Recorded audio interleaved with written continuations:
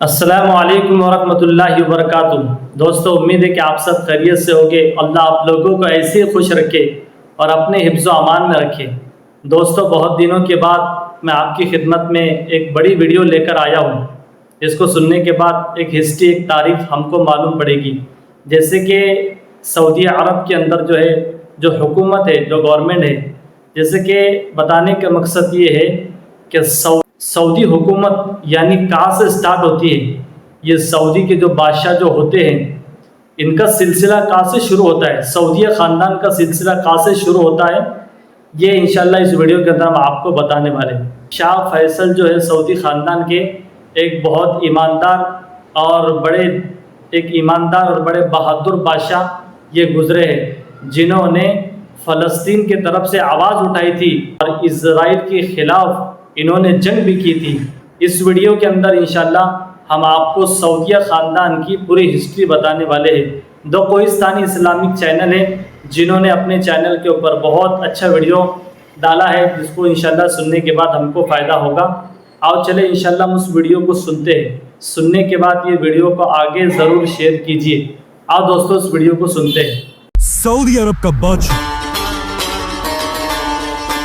في المملكة العربية السعودية शाह फैसल اتفقوا على هضم حقوق العرب। मुसलमान दुनिया का वो अकेला बादशाह जिसके एक ही हुक्म से सुपर पावर अमेरिका ने उसके सामने घुटने टेक दिए थे, जिसने फलस्तीन की आजादी के लिए पूरी दुनिया से दुश्मनी ली थी।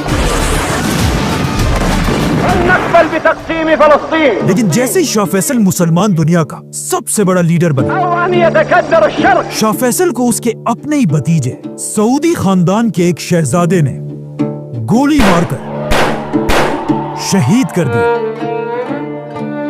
लेकिन आखिर सऊदी खानदान को इतनी ताकत मिली कहां से? इसके लिए हमें बहुत पीछे जाना होगा। आज से 1400 साल पहले रसूलुल्लाह सल्लल्लाहु अलैहि वसल्लम ने अपनी जिंदगी में अरब का ये सारा इलाका फतह कर लिया था। लेकिन जैसे ही रसूलुल्लाह सल्लल्लाहु अलैहि वसल्लम इस दुनिया से चले गए, अरब के बहुत सारे कबीलों ने पहले खलीफा अबू बकर रज़ियल्लाहु तआला अन्हु के खिलाफ बगावत का ऐलान कर दिया। और सिर्फ यही नहीं, कुछ लोगों ने तो नबी होने का झूठा दावा भी किया था, जिनमें सबसे बड़े झूठे नबी का नाम था मुसैलमा कज़्ज़ाब। तो अब पहले खलीफा अबू बकर रज़ियल्लाहु तआला अन्हु ने अरब को दोबारा फतह करने के लिए अपना बेस्ट जनरल खालिद बिन वलीद को इन बागी कबीलों की तरफ भेजा, जिसके बाद खालिद बिन वलीद ने तेजी से ये सारा इलाका दोबारा फतह किया और आखिर उनकी लड़ाई तारीख के सबसे बड़े झूठे नबी मुसैलमा कज़्ज़ाब से हुई, जंगे यमामा। इस जंग में खालिद बिन वलीद ने मुसैलमा कज़्ज़ाब और उसके कबीले बनु हनीफा को ऐसा हराया कि अगले 1000 साल तक बनु हनीफा दोबारा अपने पैरों पर खड़े नहीं हो सके। लेकिन 1000 साल के बाद मुसैलमा के कबीले बनु हनीफा से एक नया बादशाह सामने आया, सऊदी खानदान का पहला बादशाह, जिसका नाम था मुहम्मद बिन सऊद। जब सऊद बादशाह बना, उस वक्त दुनिया की सबसे बड़ी ताकत उस्मानिया खिलाफत थी, जिसमें ज्यादातर उस्मानी बादशाह सूफीज़म को फॉलो करते थे। और उस्मानिया सल्तनत के दौर में मक्का का यह हाल था कि मक्का की ग्रैंड मस्जिद में रोज एक ही नमाज पढ़ने के लिए 4 अलग इमाम खड़े होते थे, हनफी, शाफी, मालिकी और हम्बली।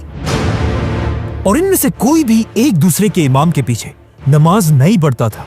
ये सब देखकर अरब में एक स्कॉलर ऐसा था जो इस सिस्टम से बिल्कुल खुश नहीं था, मोहम्मद बिन अब्दुल वहाब।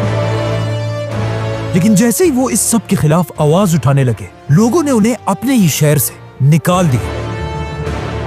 अब मोहम्मद बिन अब्दुल वहाब के पास इल्म तो था, लेकिन अपने ख्यालात ज्यादा लोगों तक पहुंचाने के लिए उन्हें ताकत की जरूरत थी। और ये ताकत उन्हें तब मिली जब उन्होंने दुनिया के पहले सऊदी बादशाह के साथ दोस्ती का हाथ मिलाया, जिसके बाद सऊदी और वहाबी खानदान ने मिलकर अरब के इलाके नजद में एक मजबूत हुकूमत बनाई। अब सऊदी खानदान की एक मजबूत हुकूमत तो बन चुकी थी, लेकिन फिर भी उनकी उस्मानिया खिलाफत के सामने कोई औकात नहीं थी। उस्मानिया खिलाफत अब भी मुसलमानों की सबसे बड़ी ताकत थी, लेकिन इस सब के 200 साल बाद उस्मानिया सल्तनत अपनी आखिरी सांसें ले रही थी। वर्ल्ड वॉर 1,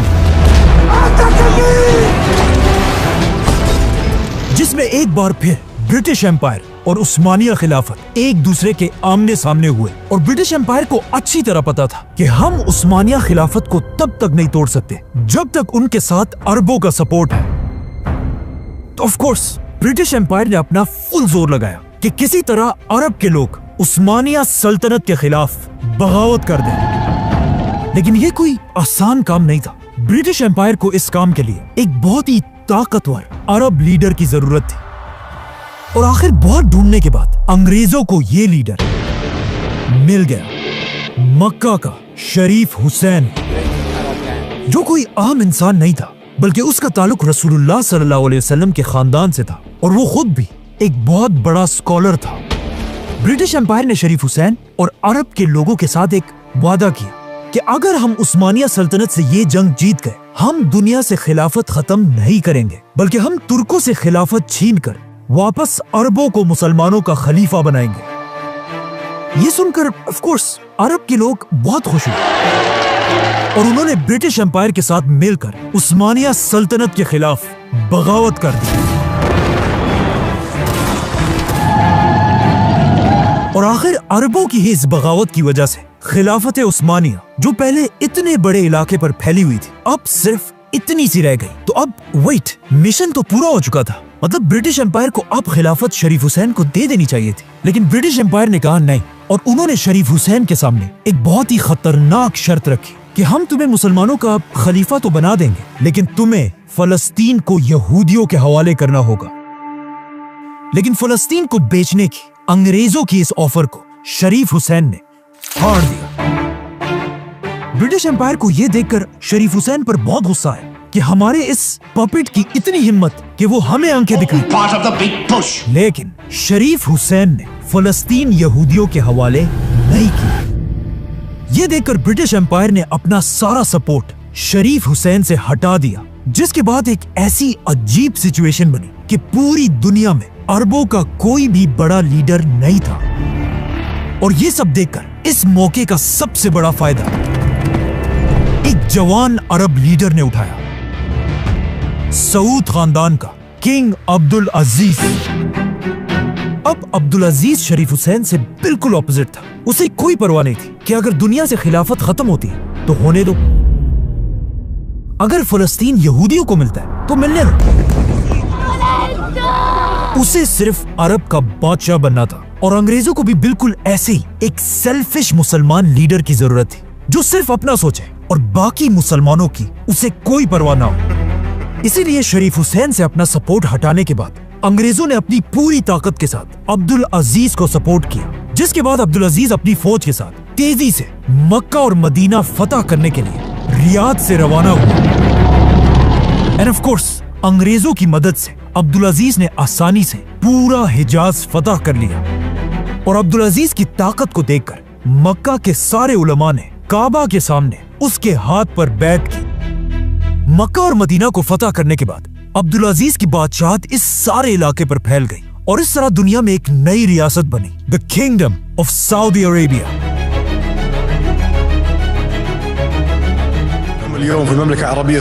और अब्दुल अजीज इसका पहला बादशाह। सबसे पहले किंग अब्दुल अजीज ने सऊदी अरब को दो बड़े हिस्सों में डिवाइड किया। एक हिस्सा नजद, जिसमें सऊदी खानदान का कैपिटल रियाद था, जिसका गवर्नर उसने अपने बड़े बेटे सऊद बिन अब्दुल अजीज को बनाया, और दूसरा हिस्सा हिजाज, जहां इस्लाम की सबसे होली साइट्स थी, मक्का और मदीना, और यहाँ का गवर्नर बादशाह ने अपने दूसरे बेटे को बनाया, प्रिंस फैसल। अब जैसे ही सऊदी अरब एक स्टेट बना, सऊदी के बिल्कुल पास ही एक मुल्क बहरीन में अरब का सबसे पहला ऑयल का कुआं डिस्कवर हुआ। ये देखकर अब्दुल अजीज ने भी अपने अंग्रेज दोस्तों के साथ मिलकर सऊदी अरब में तेल ढूंढना शुरू किया, लेकिन अगले 6 साल तक ढूंढने के बाद भी उन्हें ऑयल का एक कतरा भी नहीं मिला। इन्हीं अंग्रेज साइंटिस्ट ने बाद में अपनी किताब में लिखा है कि एक दिन अरब के डेजर्ट से एक गरीब आदमी उनके पास आया और हमें हाथ से पकड़कर सऊदी अरब के इलाके दमाम की तरफ लेकर गया और हमें कहा यहाँ पर ढूंढो, वो तुम्हें यहीं पर मिलेगी। जो चीज तुम्हें चाहिए वो तुम्हें यहाँ मिलेगी। और इस तरह सऊदी अरब में दुनिया की सबसे बड़ी ऑयल की डिस्कवरी हुई। The world's largest supplier of oil. Now, जैसे ही सऊदी में ऑयल की डिस्कवरी हुई, अब्दुल अजीज की किस्मत इतनी अच्छी थी कि उसके सिर्फ 1 साल बाद दुनिया की सबसे बड़ी जंग शुरू हुई, वर्ल्ड वॉर 2।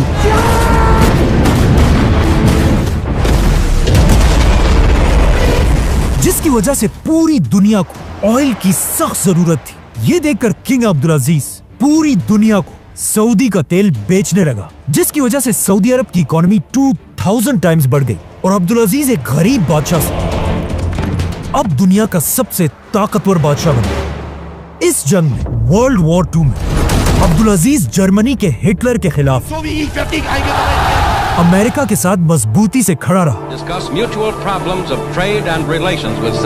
लेकिन वर्ल्ड वॉर 2 खत्म होते अब्दुल अजीज के अंग्रेज दोस्तों ने दुनिया में एक नया मुल्क बनाया, इजराइल। जैसे इजराइल के लीडर ने इजराइल की आजादी का ऐलान किया, उसके सिर्फ 1 दिन बाद ऑलमोस्ट बहुत सारे अरब मुल्कों ने मिलकर इजराइल पर हमला कर दिया। अब जब सारे अरब इजराइल के खिलाफ लड़ रहे थे, दुनिया का सबसे बड़ा अरब बादशाह अब्दुल अजीज चुप करके बैठा हुआ था। अब्दुल अजीज के पास पैसा तो बहुत था और बहुत बड़ी फौज भी थी, लेकिन फलस्तीन को बचाने के लिए अब्दुल अजीज ने कोई भी कदम नहीं उठाया और सिर्फ 800 सऊदी वॉलंटियर्स ने जाकर इजराइल के खिलाफ जंग लड़ी। लेकिन पूरे सऊदी खानदान में सिर्फ एक ही शख्स ऐसा था जिसने फलस्तीन के लिए आवाज उठाई, अब्दुल अजीज का बेटा प्रिंस फैसल, जिसने यूएन में खड़े होकर कहा कि हम इजराइल को नहीं मानते। अब इजराइल तो आजाद हो गया, लेकिन इसके कुछ ही सालों बाद किंग अब्दुल अजीज अपनी आखिरी सांसें ले रहा था। मरने से पहले अब्दुल अजीज ने अपने दोस्तों से कहा कि काश मेरे बाद सऊदी अरब का बादशाह सऊद नहीं बल्कि फैसल होता, और साथ ये भी कहा कि काश मेरे फैसल जैसे 3 और बेटे होते।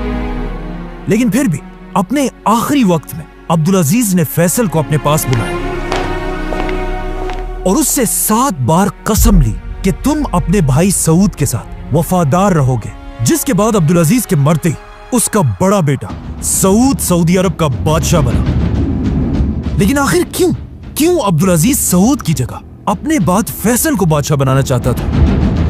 क्योंकि उसे पता था कि उसका बड़ा बेटा सऊद एक बहुत ही अय्याश आदमी है। सऊद की 4 बीवियां और उसके हरम में 100 से ज्यादा लौंडियां थी और सऊद के टोटल 115 बच्चे थे और उसकी ये सारी फैमिली उसके 24 लग्जरी पैलेसेस में रहती थी।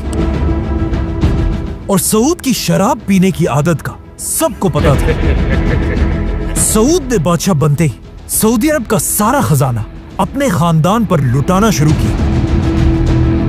सऊद ने ऐलान किया कि आज के बाद हर शहजादे को खजाने से करोड़ों रुपए दिए जाएंगे। और सिर्फ यही नहीं, सऊद में कर्जे ले लेकर सारे रॉयल शहजादों के लिए $1 बिलियन के पैलेसेस बनाने का हुक्म दिया, जिससे सऊदी अरब पर कर्जा डबल नहीं बल्कि ट्रिपल से भी बढ़ गया। अब जब सऊद सऊदी अरब का सारा पैसा अपनी अय्याशियों पर उड़ा रहा था, उसके खानदान में सिर्फ एक शख्स ऐसा था जो उसे बार बार इस सब से रोक रहा था, सऊद का भाई शाह फैसल। लेकिन सऊद ने शाह फैसल की बातें नहीं मानी, क्योंकि उसे पता था कि हम जितना भी कर्जा लें हमें कोई फर्क नहीं पड़ता। लेकिन ये उसकी बहुत बड़ी गलतफहमी थी, क्योंकि बहुत जल्द सऊद का सारा गुरूर टूटने वाला था। अब तक दुनिया में ऑयल सिर्फ सऊदी और कुछ ही बाकी कंट्रीज में था, लेकिन आहिस्ता आहिस्ता दुनिया के बाकी इलाकों में भी ऑयल डिस्कवर होना शुरू हुई, जिससे दुनिया में ऑयल की सप्लाई तेजी से बढ़ने लगी। अब जब ऑयल की सप्लाई पूरी दुनिया में बहुत ही ज्यादा बढ़ गई, तो ऑफ कोर्स ऑयल की प्राइस नीचे गिरने लगी और सऊदी अरब के खजाने खाली होने लगे। अब सऊद फंस चुका था क्योंकि उसने कर्जे बहुत ज्यादा ले लिए थे और उन्हें वापस करने के लिए सऊद के पास पैसे नहीं थे। लेकिन इस सब के बाद भी सऊद अपनी अय्याशी की जिंदगी गुजारता रहा। ये देखकर सऊद को उसके भाई फैसल ने बहुत समझाया कि तुम्हारी इन अय्याशियों से ये मुल्क तबाह हो जाएगा, लेकिन सऊद ने फैसल की बात नहीं मानी। आखिर फैसल ने गुस्से में आकर अपनी प्राइम मिनिस्टर की पोस्ट से रिजाइन कर दी और सऊदी अरब छोड़कर चला गया। फैसल के जाने के बाद सऊदी अरब के हालात और भी ज्यादा खराब हो गए और सिर्फ 2 सालों में सऊदी अरब तारीख में पहली बार बैंकरप्ट होने के बिल्कुल करीब खड़ा था। ये सब देखकर सबको समझ आ गई कि अब सऊदी अरब को तबाह होने से सिर्फ एक ही आदमी बचा सकता है, शहजादा फैसल। ये देखकर सऊदी खानदान और वहाबी खानदान ने मिलकर फैसल के सामने हाथ जोड़े कि आप प्लीज अपने भाई सऊद को हटाकर खुद सऊदी अरब के बादशाह बन जाएं, वरना ये मुल्क तबाह हो जाएगा। अब आप ही हमारी मदद कर सकते। लेकिन फैसल ने कहा नहीं, मैं ऐसा नहीं कर सकता, क्योंकि फैसल को वो दिन याद था जब उसने अपने बाप अब्दुल अजीज के सामने कसम खाई थी कि वो हमेशा सऊद के साथ वफादार रहेगा। इसीलिए फैसल ने कहा कि नहीं, बादशाह सऊद ही रहेगा, मैं उसके अंडर प्राइम मिनिस्टर बनकर सऊदी अरब को बचाने की कोशिश करूंगा। सऊद ने फैसल की ये ऑफर एक्सेप्ट कर ली और सारी ताकत प्राइम मिनिस्टर फैसल के हवाले कर दी। फैसल ने आते ही सबसे पहले शहजादों की सारी अयाशियां खत्म कर दी, उनको दिए जाने वाले करोड़ों रुपए बंद कर दिए और इन शहजादों के लग्जरी पैलेसेस छीनकर वहां गवर्नमेंट ऑफिसेस बनाए। और सबसे बड़ा काम फैसल ने यह किया कि तारीख में पहली बार सऊदी अरब से स्लेवरी खत्म कर दी। शाह फैसल ने अपने खजाने से हर गुलाम के मालिक को $2000 देकर उसे आजाद कर दिया। इस तरह एक ही दिन में हजारों गुलाम आजाद हो गए। और सऊदी की इकोनॉमी ठीक करने के लिए शाह फैसल ने एक ताकतवर आदमी से कर्जा भी लिया, जो उस वक्त सऊदी का सबसे अमीर आदमी था, जिसका नाम था मोहम्मद बिन लादेन। फैसल ने पूरी दुनिया से इस्लामिक स्कॉलर्स को सऊदी बुलाया ताकि ये स्कॉलर्स सऊदी के एलीट खानदान के बच्चों को इस्लाम सिखा सके। बाय द वे, इन्हीं इस्लामिक स्कूल्स में उसी सऊदी के सबसे रिच आदमी मोहम्मद बिन लादेन का बेटा भी पढ़ता था, उसामा बिन लादेन।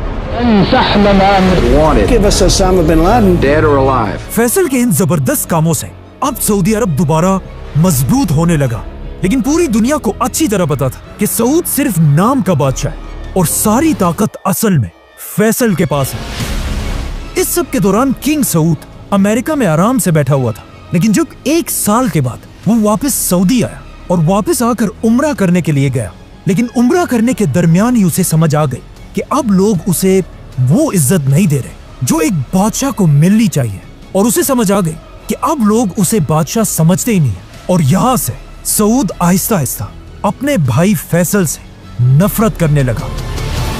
और सिर्फ यही नहीं, बल्कि उसके अयाश बेटे उसे फैसल के खिलाफ भड़काने लगे, क्योंकि फैसल ने आते ही इन सारे शहजादों की अयाशियां खत्म कर दी थी। तो अब सऊद और उसके बेटे मिलकर फैसल को हटाने की साजिश करने लगे। सऊद और उसके बेटे पैसे देकर लोगों को फैसल के खिलाफ करने लगे, जिसका फैसल को अच्छी तरह पता था, लेकिन फैसल ने बादशाह के खिलाफ कोई कदम नहीं उठाया। असल मसला तब बना जब सऊद ने फैसल की तरफ एक लेटर भेजा जिसमें लिखा था, फैसल, तुम अपनी औकात में रहो और याद रखो कि बादशाह मैं हूँ, और मैं तुम्हें हुक्म देता हूँ कि मेरे 2 बेटों को सऊदी अरब के टॉप मिनिस्टर्स बनाओ, वरना मैं अपनी रॉयल फौज भेजकर तुम्हें गिरफ्तार कर लूंगा। जैसे ही फैसल ने बादशाह का ये खत पढ़ा, उसने ये खत अपने भाई को दिया, जिसने सीधा जाकर बादशाह के मुंह पर ये खत फाड़ दिया। अपनी ये बेइज्जती देखकर बादशाह को बहुत गुस्सा आया और उसने फौरन अपनी रॉयल फौज फैसल को गिरफ्तार करने के लिए उसके महल की तरफ भेजी। बादशाह की रॉयल फौज ने जाकर फैसल के महल को हर तरफ से घेर लिया,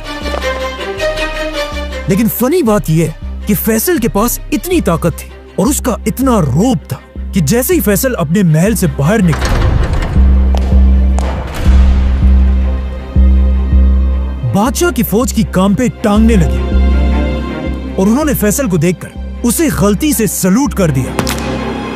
जिसे देखकर फैसल इन गार्ड्स पर हंसने लगा। लेकिन फिर भी ये गार्ड्स फैसल को गिरफ्तार करने के लिए खड़े रहे। यहाँ तक कि कहा जाता है कि बादशाह ने फैसल को मारने की कोशिश भी की। ये सब देखकर आखिर फैसल ने अपने बाप से की हुई कसम तोड़ दी और कहा अब और बस है। सऊद सारी हदें पार कर चुका है। अब सऊद के पास तो सिर्फ थोड़े से रॉयल गार्ड्स थे, लेकिन सऊदी अरब की पूरी फौज फैसल को अपना लीडर मानती थी। तो सबसे पहले फैसल ने हुक्म दिया कि सारे पैलेसेस से हमारी औरतों और बच्चों को निकाल दिया जाए, क्योंकि अब फैसला तलवार से होगा। फैसल के एक ही इशारे से पूरी सऊदी फौज तेजी से बादशाह के महल की तरफ बढ़ने लगी और बादशाह के महल को हर तरफ से घेर लिया।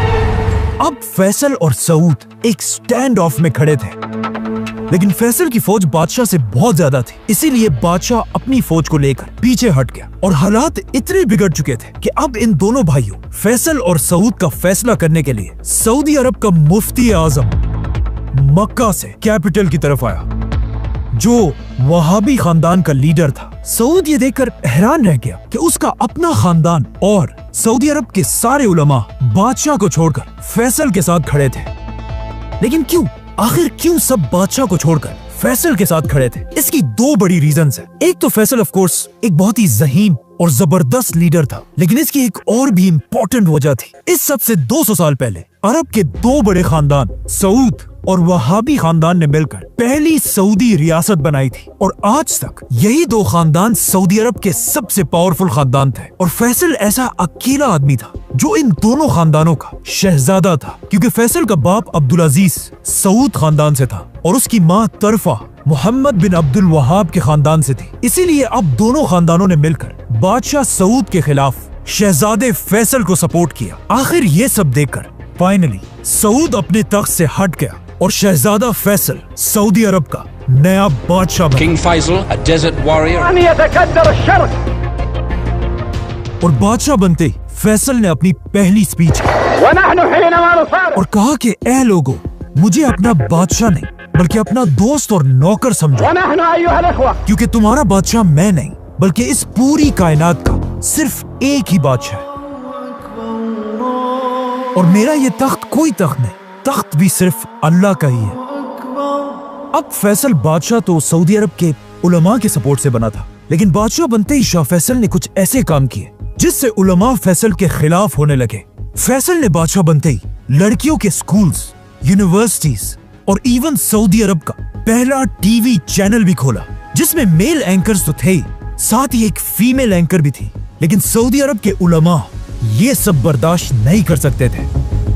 यहाँ तक कि एक दिन एक यूनिवर्सिटी के प्रोफेसर ने सऊदी न्यूज़पेपर में एक आर्टिकल लिखा जो एक बहुत ही सिंपल सी बात थी कि जमीन हमेशा सूरज के गिर्द घूमती है, सूरज जमीन के गिर्द नहीं। ये न्यूज़पेपर पूरे सऊदी अरब में फैल गया, लेकिन जब इस आर्टिकल का सऊदी अरब के बड़े मुफ्ती शेख बिन बाज को पता चला तो उन्होंने ऐलान किया कि ये सब बिल्कुल झूठ है और फिर खुद न्यूज़पेपर में आर्टिकल लिखा कि जमीन सूरज के गिर्द नहीं बल्कि सूरज जमीन के गिर्द घूमता है। जमीन तो साकिन है बेटा। शेख बिन बाज का ये आर्टिकल सिर्फ सऊदी में नहीं बल्कि पूरी दुनिया में फैल गया, जिसके बाद पूरी दुनिया में लोग सऊदी अरेबिया और उसके उलमा पर हंसने लगे और इसी के साथ शाह फैसल का भी मजाक उड़ने लगा। जैसे ही फैसल को ये बात पता चली, उसने हुक्म दिया कि जिन न्यूज़पेपर्स में ये बात छपी है उन सारों को जमा करके आग लगा दी जाए, जिससे सऊदी उलमा और भी ज्यादा फैसल के खिलाफ खड़े होने लगे। बाय द वे, इस सब के 20 साल बाद एक सऊदी शहजादा पहली बार स्पेस गया और वहां उसने खुद अपनी आंखों से दुनिया को घूमते हुए देखा और वापस आकर उसने ये बात मुफ्ती आजम को बताई, जिसके बाद शेख बिन बाज ने अपनी गलती एक्सेप्ट की और उस पर सबसे माफी मांगी। इन शॉर्ट, उस जमाने के सऊदी उलमा इतना सख्त थे कि उन्होंने इवन वनीला आइसक्रीम को भी हराम कह दिया था। लेकिन आखिर सऊदी उलमा और फैसल की जंग तब शुरू हुई जब उसने सऊदी का पहला टीवी चैनल बनाया। एंड ऑफ कोर्स सऊदी उलमा तो टीवी को हराम समझते थे, तो वो हर तरफ टीवी के खिलाफ प्रोटेस्ट करने लगे। यहां तक कि एक शहजादे ने जाकर फैसल के टीवी स्टेशन पर हमला कर दिया और वहां पुलिस ऑफिसर्स पर फायरिंग करने लगा। इसी फायरिंग के दौरान एक पुलिस ऑफिसर ने अपने आप को बचाने के लिए इस सऊद खानदान के शहजादे को गोली मार दी और वो मर गया, जो एक बहुत ही खतरनाक बात थी। इस शहजादे का बाप सीधा अपने भाई बादशाह फैसल के पास गया और उसे कहा, ये पुलिस वाला मेरे हवाले करो ताकि मैं इसका सर काट दूं। लेकिन फैसल ने कहा, नहीं, पुलिस वाला तो बस अपनी ड्यूटी कर रहा था, गलती तुम्हारे बेटे ने की थी, और जब तक मैं सऊदी का बादशाह हूं, जो भी कानून तोड़ेगा, चाहे वो शहजादा हो या कोई आम आदमी, उसे सजा मिलकर रहेगी। मतलब अब फैसल ने एक आम पुलिस वाले को बचाने के लिए अपने ही खानदान सऊद खानदान के साथ दुश्मनी ली थी। इस शहजादे की मौत को याद रखें, क्योंकि इसी शहजादे की मौत की वजह से आगे जाकर शाह फैसल को भी शहीद किया गया था। ये सब तो सऊदी के अंदर हो रहा था, लेकिन सऊदी अरब के बाहर भी फैसल आहिस्ता आहिस्ता एक इंटरनेशनल लीडर बन रहा है। Her Majesty warmly welcomed the dignified Middle Eastern ruler. क्योंकि जैसे ही फैसल बादशाह बना, उसके कुछ ही अरसे बाद एक बहुत बड़ी जंग शुरू हुई, Pakistan versus India. Why the Indians are so anxious to precipitate this war? जिसमें फैसल ने पाकिस्तान को फुल सपोर्ट किया और पाकिस्तान की फौज की मदद के लिए सस्ता तेल भेजने लगा, जिससे पाकिस्तान और सऊदी एक दूसरे के बहुत ही करीब आने लगे। और सिर्फ यही नहीं, बल्कि पाकिस्तान और इंडिया की जंग के बाद एक और जंग भी हुई, इजराइल और अरबों की जंग। Arab states went to war with the Israelis. अब इजराइल के साथ पहली जंग में फैसल के बाप अब्दुल अजीज ने फलस्तीनियों की कोई मदद नहीं की थी, लेकिन अब जब फैसल सऊदी अरब का बादशाह था, उसने अपनी 20,000 की फौज के साथ फलस्तीन और अरबों की मदद की। लेकिन फैसल की बहुत कोशिश के बाद भी अरब इजराइल से ये जंग हार गए, और इतनी बुरी तरह से हारे कि इस जंग के बाद इजराइल का साइज 3 गुना बढ़ गया। इजराइल से ये जंग बुरी तरह हारने के बाद कहा जाता है फैसल को इतना दुख हुआ कि किसी ने भी इस हार के बाद फैसल को कभी हंसते हुए नहीं देखा, और फैसल हर टाइम सिर्फ एक ही टेंशन में था कि किस तरह अब इजराइल से बदला लिया जाए। इजराइल ने इस जंग में जिन मुसलमान मुल्कों को तबाह किया था, फैसल ने अपने खजाने से उन सारे मुसलमान कंट्रीज को दोबारा अपने पैरों पर खड़ा किया, और यहाँ से फैसल पूरी दुनिया से फाइटर जेट्स, टैंक्स और वॉर शिप्स खरीदने लगा, ताकि सऊदी फौज को ताकतवर बनाकर फैसल इजराइल से बदला ले सके। अब जब फैसल इजराइल से बदला लेने की प्लानिंग कर रहा था, अचानक दुनिया में एक ऐसा वाकया हुआ जिसने पूरी दुनिया को हिला कर रख दिया। एक दिन एक क्रिश्चियन आदमी ने यरूशलेम में मुसलमानों की तीसरी सबसे होली साइट मस्जिद अक्सा को आग लगा दी, जिससे पूरी दुनिया के मुसलमान इजराइल के खिलाफ खड़े हुए। इस क्रिश्चियन ने मस्जिद अक्सा के अंदर सलाउद्दीन अयूबी के मिंबर को आग लगाई थी। ये वो मिंबर था जिसे सलाउद्दीन अयूबी ने 800 साल पहले खुद इस जगह पे रखा था, और अब ये मिंबर जलकर राख हो चुका था, और आहिस्ता आहिस्ता ये आग इतनी बढ़ गई कि मस्जिद अक्सा की छत का एक हिस्सा भी गिर गया। इस सब के बाद जब उस क्रिश्चियन से पूछा गया कि तुमने आखिर ऐसा क्यों किया, तो उसने जवाब दिया कि मैंने ये इसलिए किया कि जीसस क्राइस्ट दुनिया में तभी आएंगे जब मस्जिद अक्सा तबाह हो जाएगी। लेकिन अब इजराइल की हुकूमत की डिठाई देखे कि मस्जिद अक्सा को आग लगाने के बाद भी इजराइल की अदालत ने इस आदमी को कोई सजा नहीं दी, और कहा कि यह आदमी कोई टेररिस्ट नहीं बल्कि एक पागल है। लेकिन अब अगर यही सब किसी मुसलमान ने किया होता, तो पूरी दुनिया ने मिलकर उसे टेररिस्ट कहना। Islam does not deserve to call itself a religion of peace. Islam is not a religion of peace. मतलब हमारा टेररिस्ट टेररिस्ट और तुम्हारा टेररिस्ट पागल। अब जब इस आदमी को कोई सजा नहीं मिली, पूरी दुनिया के मुसलमान हर जगह इजराइल के खिलाफ प्रोटेस्ट करने लगे, और सारे मुसलमान इस वक्त दुनिया में सिर्फ एक ही लीडर की तरफ देख रहे थे, सऊदी अरब के शाह फैसल।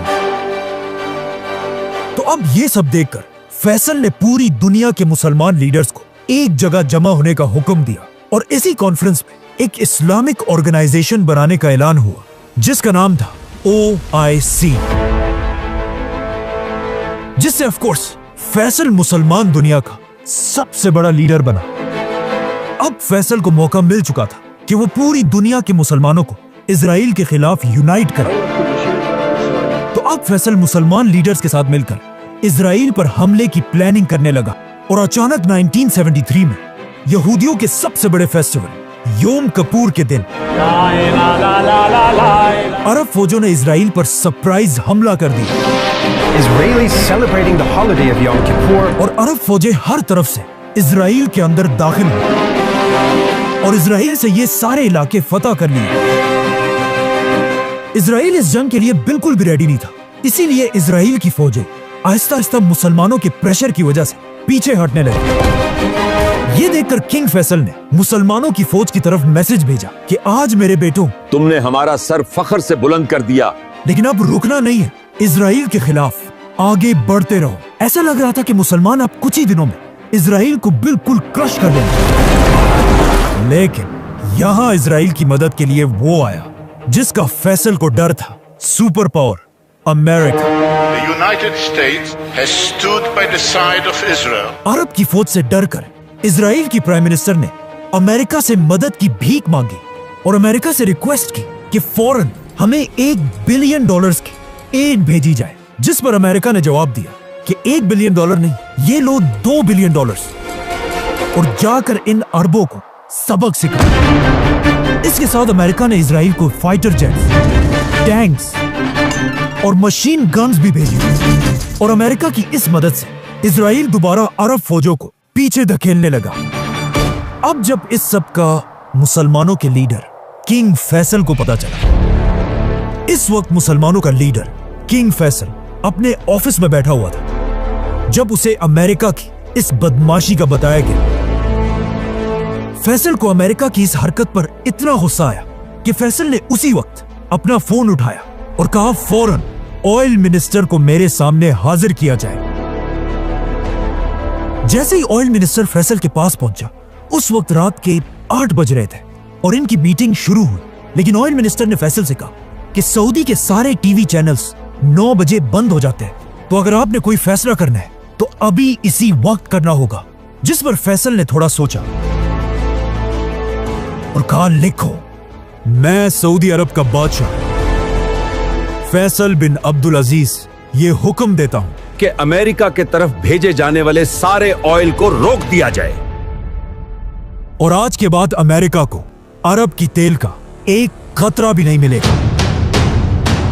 अरब में जिसके पास भी ऑयल था, उन सब ने फैसल के हुक्म पर लब्बैक कहा और अमेरिका की तरफ तेल भेजना बंद कर दिया। और अमेरिका खत्म, बाय बाय, टाटा, गया। क्योंकि अमेरिका अपना 80% ऑयल अरब कंट्रीज से खरीदता था। यह अमेरिका के लिए इतना बड़ा धचका था कि वर्ल्ड वॉर 2 के बाद अमेरिका की इकोनॉमी इतनी तेजी से कभी नहीं गिरी थी। लेकिन फिर भी अमेरिका ने अपने दोस्त इजराइल का साथ नहीं छोड़ा और अमेरिका की मदद से इजराइल अरबों से ये जंग जीत गए। जिसके बाद ऑफ कोर्स अमेरिका ने फैसल से कहा कि अब जंग खत्म हो चुकी है, तो अब ऑयल की ये पाबंदी खत्म कर दो। लेकिन फैसल इतना गुस्से में था कि उसने कहा, नहीं, जब तक तुम इजराइल को सपोर्ट करोगे तब तक मैं तुम्हें तेल नहीं बेचूंगा। और यहां से फैसल ने अमेरिका बल्कि पूरी दुनिया को अपनी असल ताकत दिखाई। फैसल ने अरब ऑयल को एक वेपन में बदल दिया, जिससे अमेरिका की इकोनॉमी बिल्कुल टूट गई। अमेरिका में लोगों के पास गाड़ियां चलाने के लिए भी तेल नहीं था, बल्कि पेट्रोल स्टेशंस पे बड़ा बड़ा लिखा होता था कि तेल को छोड़ो, गॉड को याद करो। और अमेरिका जैसी सुपर पावर कंट्री में पहली बार लोड शेडिंग और ब्लैकआउट्स होने लगे और लोग दोबारा कैंडल्स और लकड़ियां जलाने लगे। अमेरिका में 5 लाख लोगों की जॉब्स चली गई। और सबसे बड़ी बात यह थी कि जिस साल फैसल ने अमेरिका पर पाबंदी लगाई, उस साल अमेरिका का सबसे बड़ा फेस्टिवल क्रिसमस मनाया ही नहीं गया, बल्कि क्रिसमस की रात को, जो हमेशा लाइट से भरी होती थी, इस बार पूरे अमेरिका में सिर्फ और सिर्फ अंधेरा था। फैसल की ताकत का अंदाजा सिर्फ वेस्ट में अमेरिका को नहीं, बल्कि ईस्ट में जापान को भी हुआ। और जापान में कहा जाने लगा कि एटम बॉम्ब के बाद फैसल की पाबंदी जापान के लिए सबसे बड़ा क्राइसिस था। अब जब अमेरिका के हालात बहुत ही खराब हो गए, अमेरिका के बर्दाश्त की हद खत्म हो गई और अमेरिका में सीक्रेट मीटिंग्स होने लगी, जिसमें अमेरिकन ये प्लान करने लगे कि अगर फैसल ने ये पाबंदी खत्म नहीं की तो अमेरिका अपनी पूरी ताकत के साथ फैसल के सऊदी अरब पर हमला कर देगा और उसे हटाकर किसी और शहजादे को तख्त पर बिठा देगा। जब फैसल को अमेरिका की इस प्लानिंग का पता चला, उसने अमेरिका को क्लियर मैसेज भेजा कि अगर तुमने मुझ पर हमला किया तो मैं अरब के सारे तेल के कुओं को आग लगा दूंगा।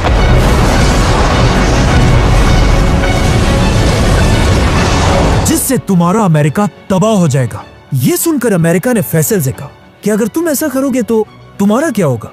जिस पर फैसल ने कहा कि हम तो हमेशा से डेजर्ट के गरीब लोग थे, हम पहले भी ऊंटों और खजूरों से गुजारा करते थे और अब भी दोबारा वही करेंगे, लेकिन तुम लोग तेल के बगैर जिंदा भी नहीं रह सकोगे।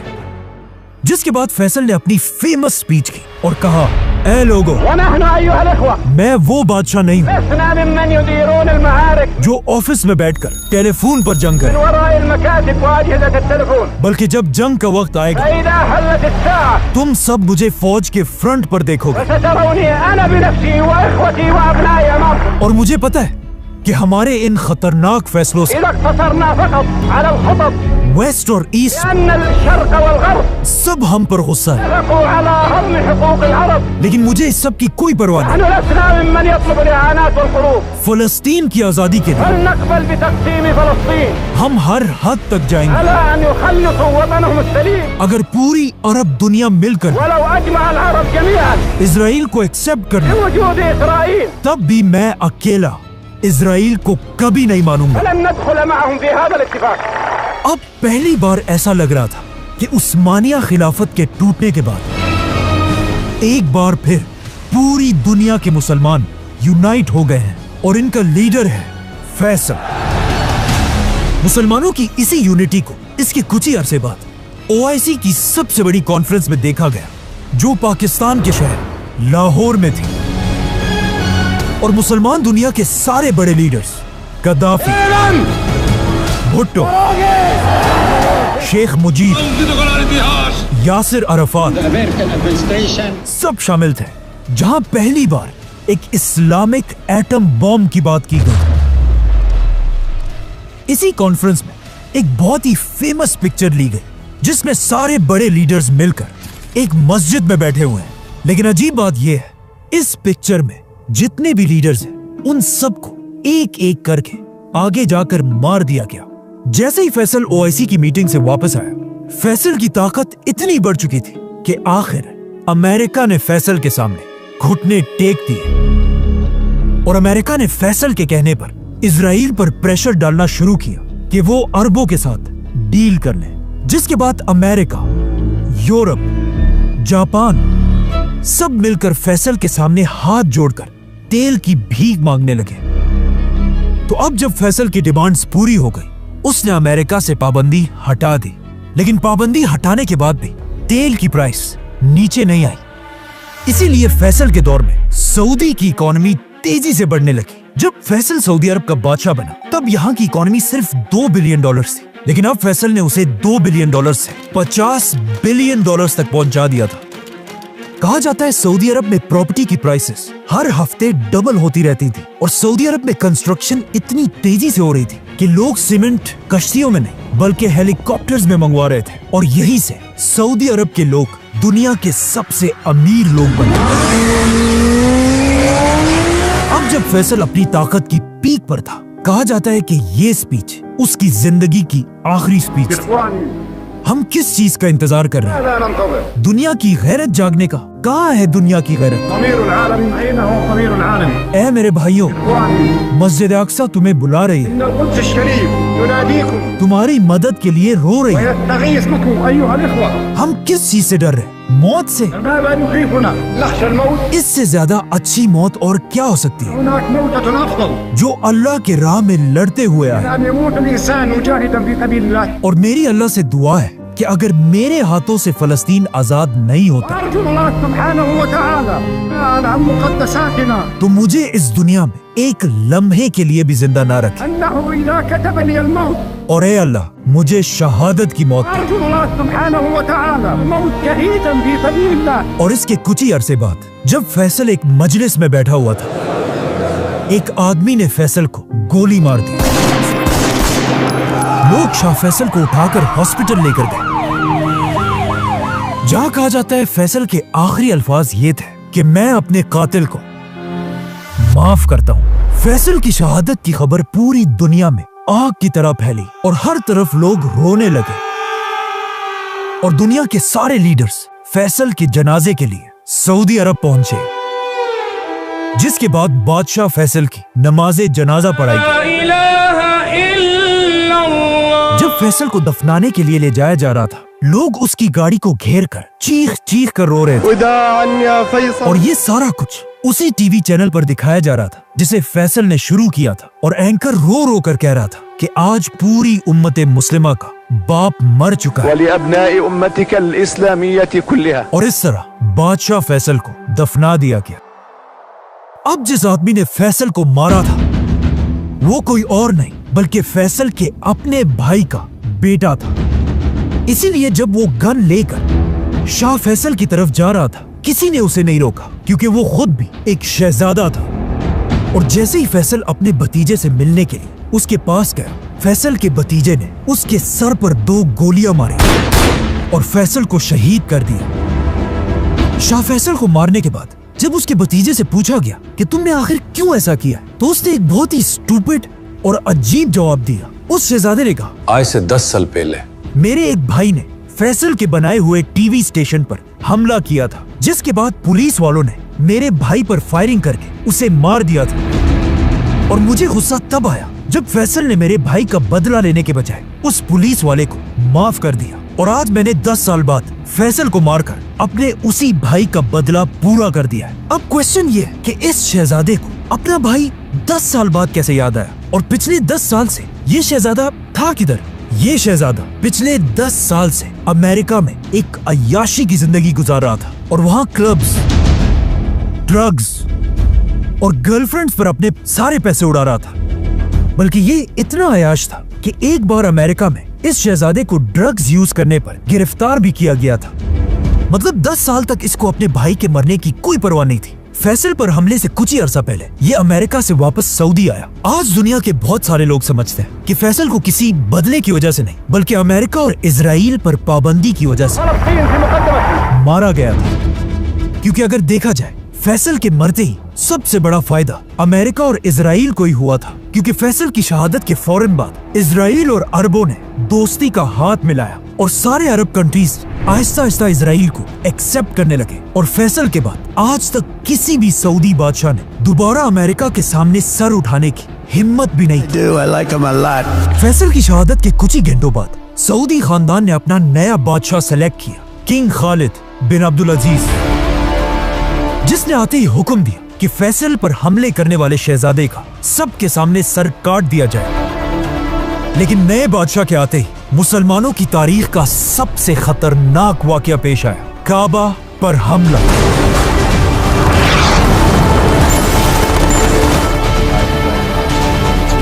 सब्सक्राइब